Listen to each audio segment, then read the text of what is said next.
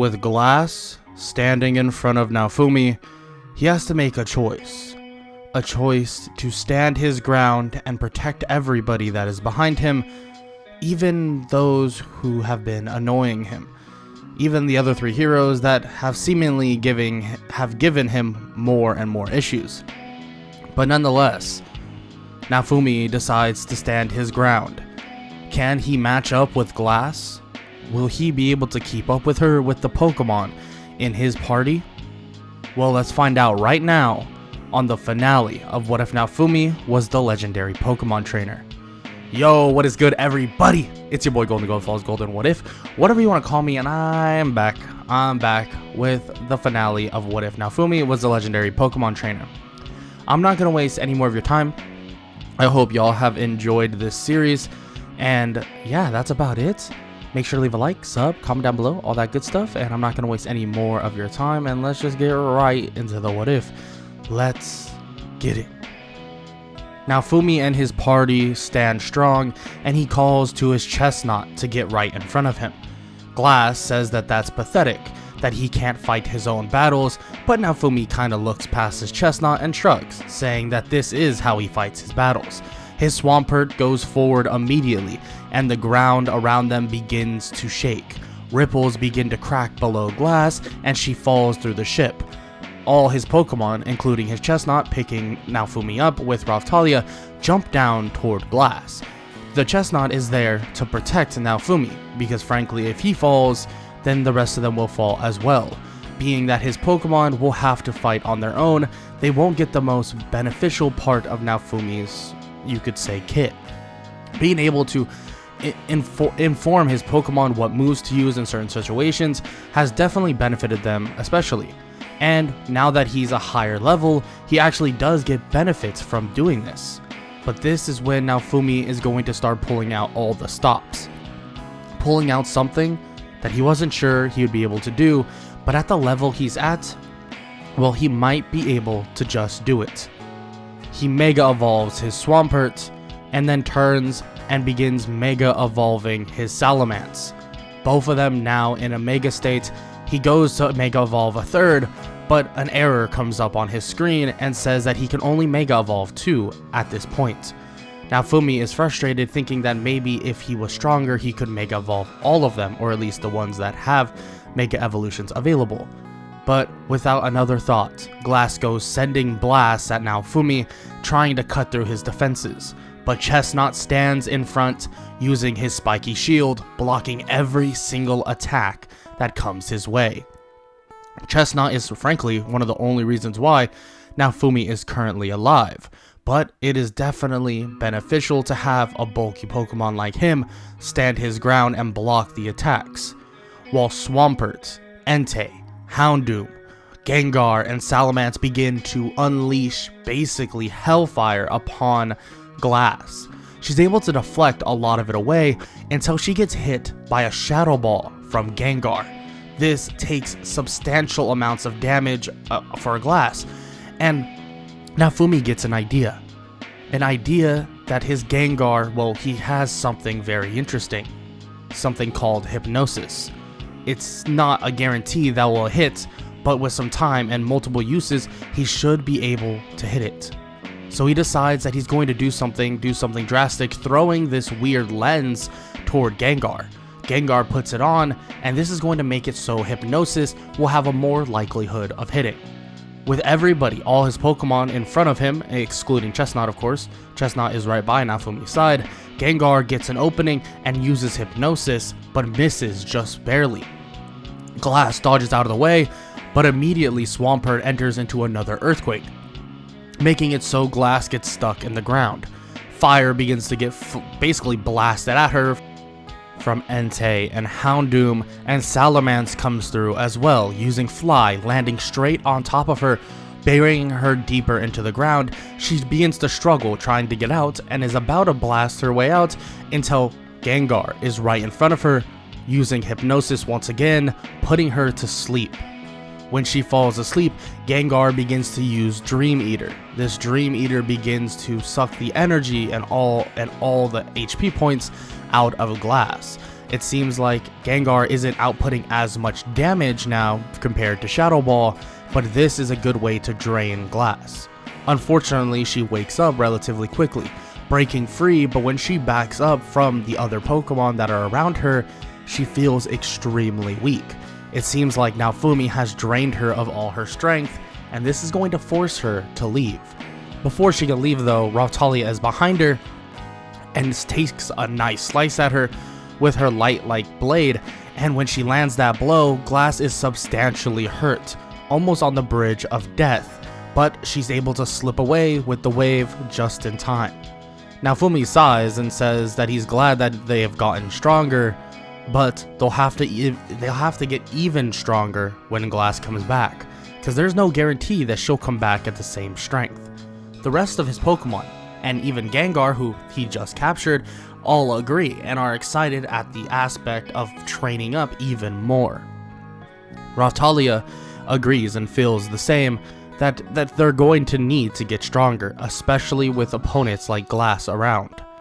But immediately after this, the other three heroes begin to question Naofumi. How did he get so strong? This makes no sense. He seems like he's cheating. But Naofumi shakes his head, saying that he's not doing any of the sorts. After the wave though, he's immediately sent somewhere else, or at least back to the kingdom, to speak with the king. The king begins to get mad at him, for some odd reason, saying that he needs to tell them all his secrets. But Naofumi says there is no secrets. He actually just is doing what his hero details are basically telling him to do. He got 6 Pokemon, he trained them up, he used various items, that's all he's doing, and of course he can help the other heroes out, but he means that there's no really way around that he can't do anything. But the king is still pissed, thinking that he's lying, and saying that he better tell the truth or else that he'll actually go out of his way to hurt Raphtalia. And immediately when this is heard, Naofumi doesn't even throw out his Pokeballs, but all his Pokemon come out of those Pokeballs and begin inching toward the king. And he begins to freak out, saying to call them off, but Naofumi says that he won't be doing such a thing. If they see fit to kill him, well then they see fit to kill him. He just threatened one of his party members, and he wouldn't do any of the sort to save him. His Gengar jumps in front and uses hypnosis on the king, putting him to sleep. He begins to basically cause dreams, nightmares within the king's mind of basically anything else, of anything he can find in the deepest doubts of his mind, seeing something odd. The Gengar sees the church betraying the king, and that is part of one of his deepest nightmares. The church turning on them, betraying the king and taking over the kingdom. Gengar sees this and he's able to translate this to Naofumi over some time. Obviously it's not flawless, but he's able to explain it to Naofumi, and Naofumi understands that the king must be terrified of this. So he basically retracts all his Pokemon except for Salamence, telling him to just break out the window, that it doesn't really matter to him, he'll take the stairs. He walks down the stairs and a shadow appears giving him the Three Heroes Church emblem. Naofumi had a feeling that this church of some sorts must be a problem, but when will this problem really appear? He's not so sure, but he can't go out of his way to do much about it, at least not at the moment. So Naofumi decides that he's going to head off. He's going to head off and actually head to Shield Freedom. With Raphtalia increasing her level at such a rapid rate, she'll probably need a class upgrade pretty soon, but he'll wait on that. He wants to figure out if they can find any information at Shield Freedom or maybe even at other places. So he heads off towards Shield Freedom, but before he's actually able to fully leave, and obviously with Raphtalia, he sees Melty below them. He flies back down and asks what she wants, and she begins to explain that they need to reconcile with the king, but Naofumi says that that just can't happen. He's done too much and he's acting like a foul person. Plus Naofumi has some information about the Three Heroes Church that he needs to relay to other countries, and maybe they can figure out a way to handle it. But Melty says that they should talk to her mother, that maybe she'll know what to do. And Naofumi nods, saying that they can head over right now. But as he sees this, well, Melty is about to get stabbed in the back. One of his Pokemon immediately jump out. It's Chestnut. Chestnut, the one that basically has bonded with Melty, or at least Chespin did, and puts a shield in front of Melty, blocking it, entangling all of them into basically one area and knocking them all out by slamming them on the ground. Chestnut picks up Melty and brings her to Salamence, putting her on the dragon as he goes back into his Pokeball. Naofumi looks at the guards and thinks that was not the best idea, that Melty must be basically people might be trying to assassinate Melty. More specifically, maybe her sister. And Melty, hearing this, is shocked. No way, there's no way that her sister would try to kill her. But Naofumi shakes his head, saying to not be so coy. You can't be an idiot in a situation like this. Naofumi says they'll go to the queen right now, especially because that will be the safest place for Melty. They fly off, and when they reach the queen, they're in a different country. But they're obviously let in, and they know who Naofumi is and has heard of this person that flies around on a dragon. He arrives and begins speaking with the queen and says that Melty is definitely in danger and needs to be protected. And she explains that Naofumi would be the best person to do so. And Naofumi agrees to this, but the only thing is they need to somehow deal with the Church of the Three Heroes. The queen says that she's going to handle that actually.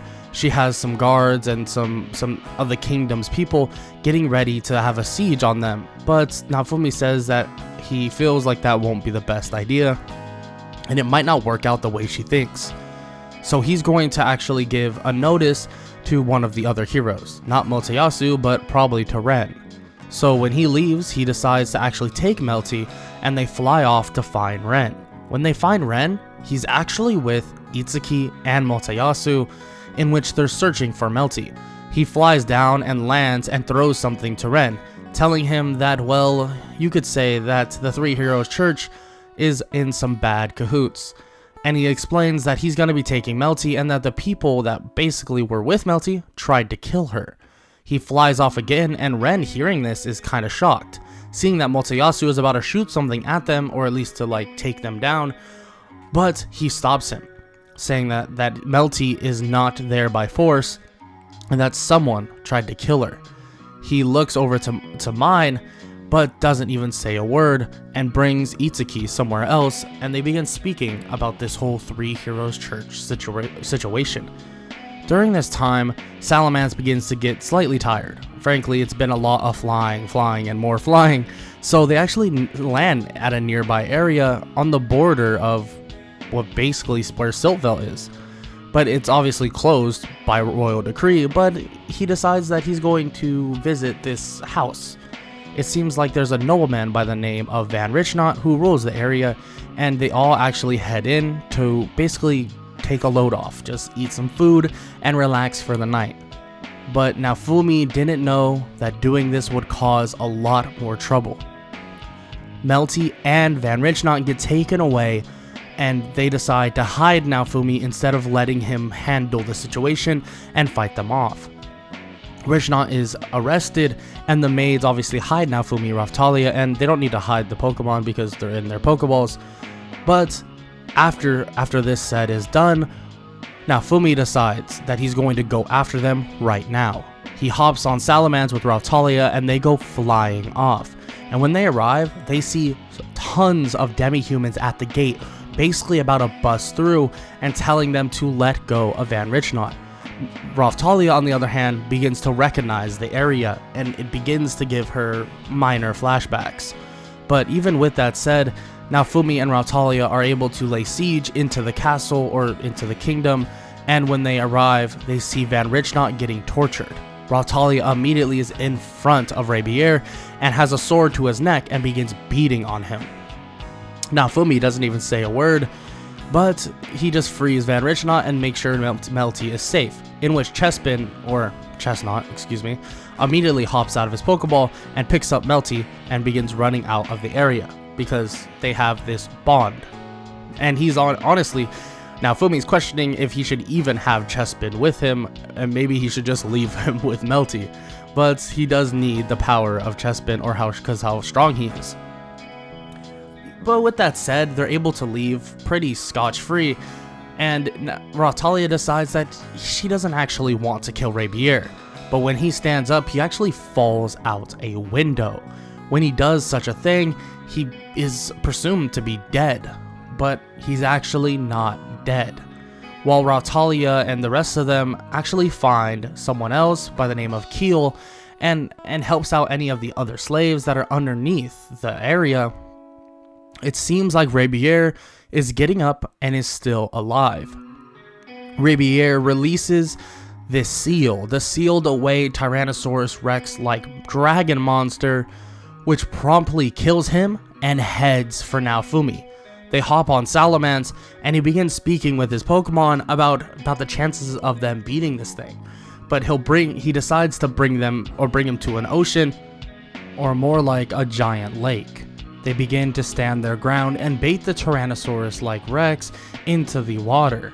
Once it goes into the water, the Swampert begins to use Earthquake. Once it starts using Earthquake, it creates a semi-whirlpool.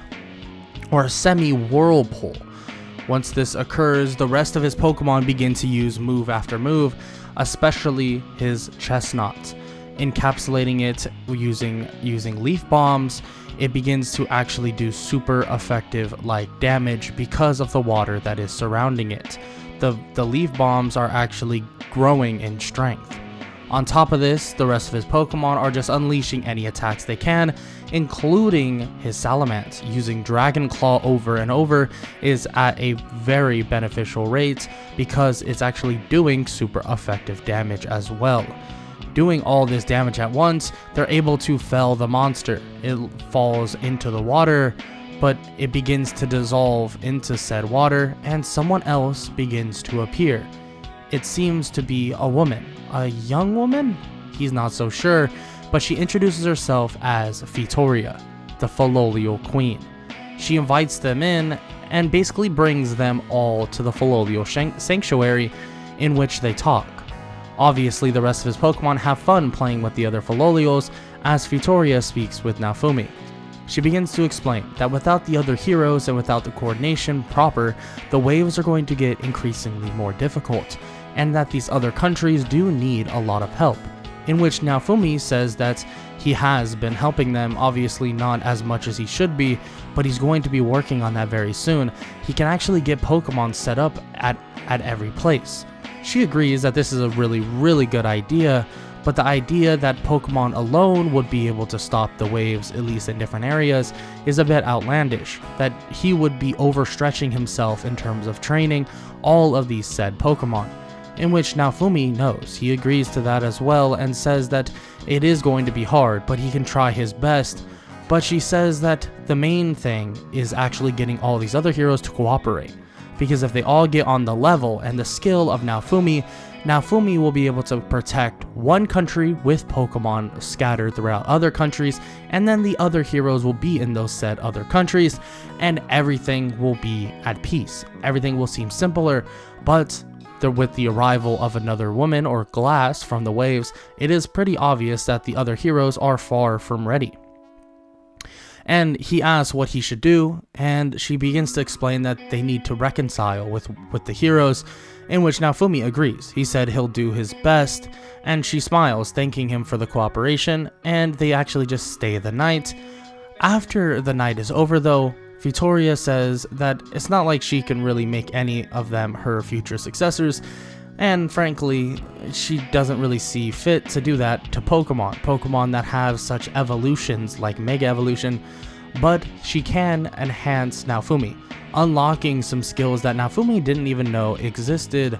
And frankly, this is going to be slightly beneficial, nothing crazy, but beneficial for now, giving all his Pokemon a slight stat boost, kind of like if it gave all the Pokemon like Pokerus or of some sorts. But with that said, Naofumi is then transported to the nearest hero. But that said nearest hero is the one that's going to be the most difficult to actually speak to, and that is Motoyasu. And just as he begins to speak with Motoyasu, he begins to basically turn on Naofumi, trying to basically start a fight. Naofumi says this is a horrible idea, that they shouldn't be doing this, but that fight then ensues. But Naofumi is outclassing his entire party by a lot. Frankly, his 6 Pokemon will overwhelm them like it's nothing, including Rautalia. Rautalia is extremely strong from the support that she's able to give to the rest of his party, and they're on the ground in a matter of seconds. But this peace, quote unquote, and this talking will end very soon as a blast begins to rain down onto Naofumi. He looks up and tells his Chestnut to use Spiky Shield, and anybody else that knows Protect, use it as well. They all begin to either protect and Chestnut uses Spiky Shield, and they're able to block the giant blast. Just as Naofumi thought, a problem with the church arises. It seems like the Queen wasn't able to handle it quick enough, and now they're facing down the Pope with one of the legendary, or the combination of a relic that is the legendary weapons all combined. He begins to strike at Naofumi and Motoyasu, but with the help of his Pokemon, they are easily able to block, actually finding insane success during this. And it's basically a pretty decent battle, but let's just say Naofumi and his party were very prepared for a high altitude battle like this. With all the party members that Naofumi has, and all the unique skill sets, basically Chestnut being able to protect everybody, Salamence being able to fly in and out at insane speeds, and also Gengar using Hypnosis and various other mischievous attacks, like even Shadow Sneak, and then Swampert using Earthquake to change the terrain, and also various other moves that can come from his Entei and also his Houndoom. This makes this battle relatively simple.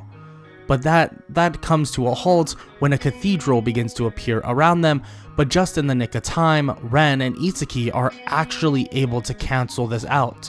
The Pope is so worried about Naofumi that he doesn't realize the 2 people that he thought he killed. They begin to strike the Pope, landing clean blows, and the cathedral is halted.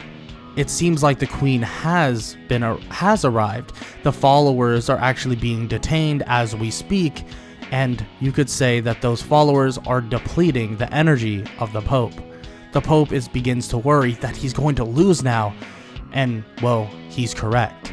In a nick of time, Gengar is in front of him and immediately uses Hypnosis and actually lands it. Landing Hypnosis, putting him to sleep, his Salamence grabs the Pope and begins to fly him into the air and has him way up in the sky.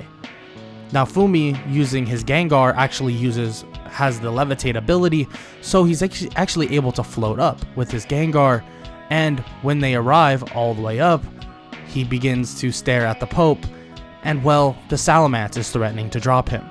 The Pope says that he can't do that. He can't, kill him like this. This isn't true justice, blah blah blah, and all of the spewing BS that the Pope would say, and Salamence decides to drop him. Naofumi hops on Salamence and waits until the Pope is about to hit the ground, but then saves him, puts him down on the ground, and he says that Naofumi's a fool, but just as he says this, ice begins to appear around the Pope, freezing him in place, and Naofumi slaps him slightly on the face a couple times and says that he needs to wake up, because he is the fool. During this entire time, well, let's just say that the Pope was having a nice little dream, or more like a nightmare. He just wakes up and now he's completely captured in ice and is being taken away. Now with all of his followers and also him being put away in prison or even executed, depending on what they did, which the Pope would definitely be executed, everything seems to be at peace. In which Motoyasu can't really wrap his head around that the fact that Naofumi was the one that helped them so much. But Ren and Itsuki say that is very true.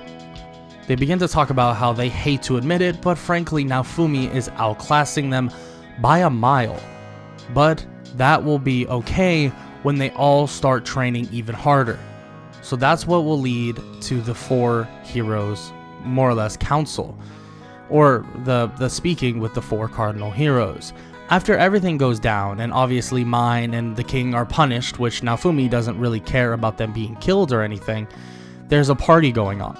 And now during this time, Naofumi speaks with the queen and the other 3 heroes, giving off different ways that they actually trained, and Naofumi brings up some of the items that he can actually use. He's not so sure if they can use them, I mean in terms of the healing items most likely, so he's actually going to give them a couple and they're going to test this out. He throws one to Motoyasu, it's called a full restore, in which he's kind of confused about how are they going to test this out, and Naofumi smiles as he throws out his Swampert, and the Swampert hits him right in the face with a hydro pump and begins to basically beat on Motoyasu, and then he stops.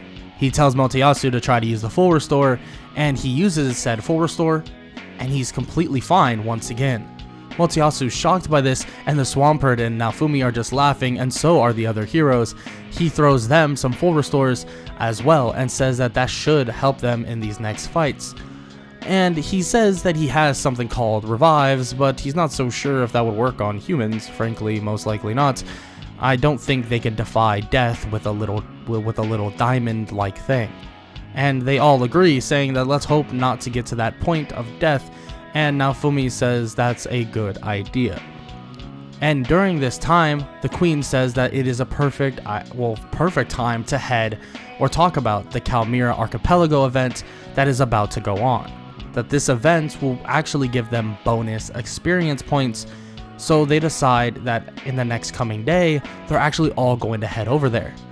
This time, Naofumi actually still gets no room, at least to himself. He has a lot of people, or a lot of Pokemon, and one other person, so he can just have all his Pokemon in the Pokeballs, which kind of sucks for them because they wanted to hang out on the ship with him, but unfortunately that's not going to happen.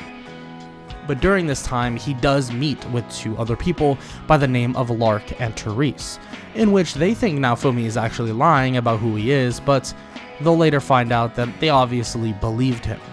Naofumi then decides to head off the boat after they arrive, and begin to say that they probably should have just flew, but I guess a nice little boat trip is peaceful sometimes. And he looks toward Ren as he thinks otherwise, because Ren is kinda throwing up like crazy. Naofumi kinda smiles, and he hops on Salamence with Raphtalia, and they fly off to find the best place to train possible. They find a decently high level place, sporting 50s to level 55s, and they begin to basically mow down anything they possibly can see, getting all of his Pokemon up to a level of at least 70 to even 75. This might even be kind of overkill, but Naofumi is actually at a higher level as well, getting Z crystals, I believe, in which he already has, but now he finally has the other crystals that he can use. He can actually have 3 megas at one time now, and also he can use something called a VMAX, in which he doesn't really understand what that even means, but he decides that maybe he should try it out before they, well, you could say, go wild with it. So he decides that the 3 megas that he'll use are going to be his Houndoom, his Swampert, and also his Salamence, because he believes that the Levitate ability on Gengar is something that they should really keep. With that in mind, he tries to VMAX his Gengar, and it begins to grow like crazy in size, in which he's confused about. The fact that he can be this big is kind of ridiculous. Even everybody on the island can see his giant Gengar, and his Gengar, to get a quick step up in terms of levels, begins to shoot Shadow Balls at like tons of monsters and killing most of them, and getting a ton of levels from that, getting him to instantly to level 80. His Gengar then begins to shrink in size once again, and now he has a team of all level 75s, but then also a level 80 in his Gengar. Raphtalia also is a pretty high level at this point, and they actually had to get her a class upgrade, well, before this. And now she's at a level of 75-ish. Now with that said though, they decide that they've been training and working really hard for the last 2 days or so they might as well take a little break, in which he lets everybody out of their Pokeball, and his Swampert begins to swim around in the ocean, or the giant, like tons of ocean bay area that is right beside them, in which his Swampert actually finds something while they're on the beach. he finds a temple that is under the water. This temple, for some reason, gives Naofumi a bad feeling, and when they go in, he actually sees that there's a dragon hourglass. This said dragon hourglass is a problem because it says that a new wave is going to happen in 48 hours. Naofumi immediately explains this to Raotalia, hopping on his salamence, and they fly off to the queen, telling her all about this, and she says that she will get a naval fleet done and ready immediately. He thinks this is a great idea, so he flies back and begins to basically situate everybody as soon as possible. Once everyone is situated, he begins to wait for the wave to begin. With the wave beginning in a matter of minutes, he looks to his right to see Lark and Therese sailing in on their own ship. He gets a bad feeling from them, and so does Gengar. Gengar looks over and basically squints his eyes at them, feeling a darker presence within them, or at least darker intent, an intent to maybe even kill. They're not so sure about it, but they'll just have to wait. He tells his Swampert to swim in the water, that he'll be the main course of basically defeating all these monsters, in which his Swampert nods. The Chestnut wants to go in as well, and he says why not. He is super effective on these water-like monsters, so it really wouldn't hurt. He asks his Chestnut if he knows how to swim, and his Chestnut basically begins to just spin his shell and just spins all around the water while on top. And he's kind of impressed by this, but he doesn't really question if he can swim anymore because Chestnut will figure it out anyways. So when the wave begins, his Swampert and his Chestnut single-handedly eliminate all of the smaller fish-like monsters, and the other giant fish begins to be attacked at by the other three heroes.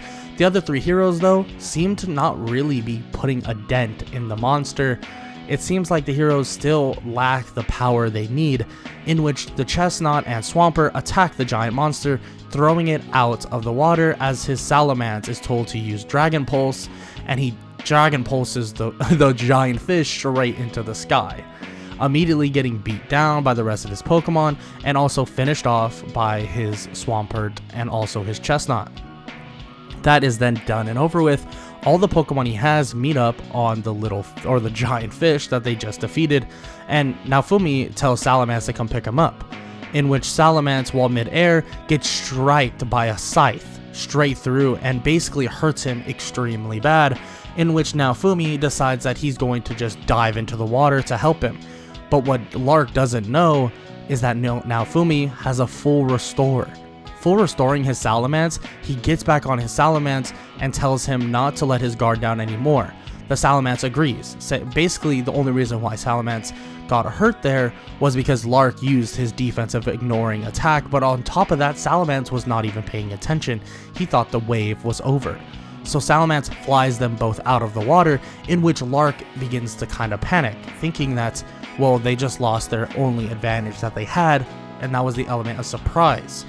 Salamence, now pissed, goes after Lark, grabbing him by the neck, throwing him back at the giant fish, in which all his Pokemon are waiting for him.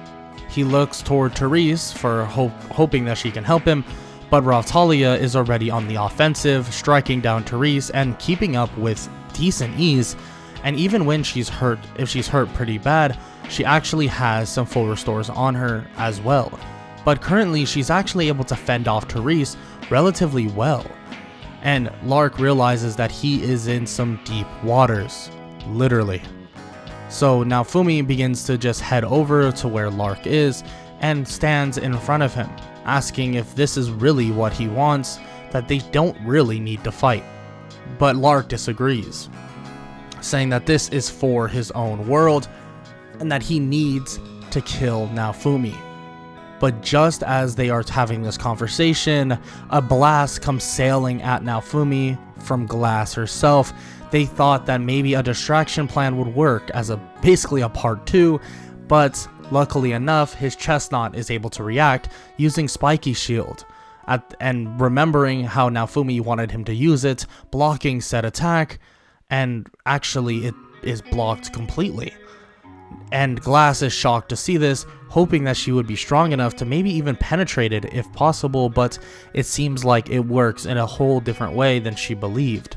Plus, his Pokemon are on a different level, something that he is not ready for, or none of them are even ready for. Mega evolving his Salamence, his Houndoom, and even his Swamperts, it's effectively over, and he tells them this, saying that there is no way that they can win, that their teamwork is just nowhere near the ones of his Pokemon, and nowhere near the ones of Raphtalia. His Salamence then flies over to Raphtalia, basically knocking out Therese and dragging her over to them as well, in which Raphtalia feels like she was handling the fights, but the Salamence agrees, but basically murmurs or kind of does his own little cry or Pokemon noise to tell Raphtalia that they needed to get it over and done with. And Therese is laying next to Lark and Glass, and Naofumi gives them a chance that they can leave now, or they can't and they'll just die here or be imprisoned. Frankly, it doesn't matter necessarily to him. He's trying to figure out his own problems in his own world. He agrees that their world most likely are going through some very tragic things, but Naofumi needs to deal with his own world. All this stuff that's going on with him, he has to handle it as well, in which they don't even know what to say. How are they going to accept peace from him after they just tried to kill him twice? It's not like they have a choice, so they do end up accepting that said peace from this whatever legendary Pokemon trainer of some sorts. They then head off as the wave begins to dissipate, and Naofumi shakes his head. The other heroes disagree with the action of what he just did, that they were so outclassed that, well, Naofumi should have just finished off Glass, Lark, and Therese, and that they would have done the job themselves. But Naofumi disagrees that they wouldn't have, and that's, frankly, they're not even close to being strong enough to fight them, and he can tell by this if they can't even defeat that one monster. Naofumi says that they need to handle things in a different direction and listen to everything they have to say, and it's time for Naofumi to grip the reins a little bit harder now. They disagree, saying that they can figure it out on their own, but Naofumi says no, that they need to find the perfect way of training and leveling up between all of them, that they might have different ideas and they have to use each other's ideas to their advantage, in which they still are refusing to do so, but Naofumi says that that is a topic for another time, that he can't handle their bickering at this moment.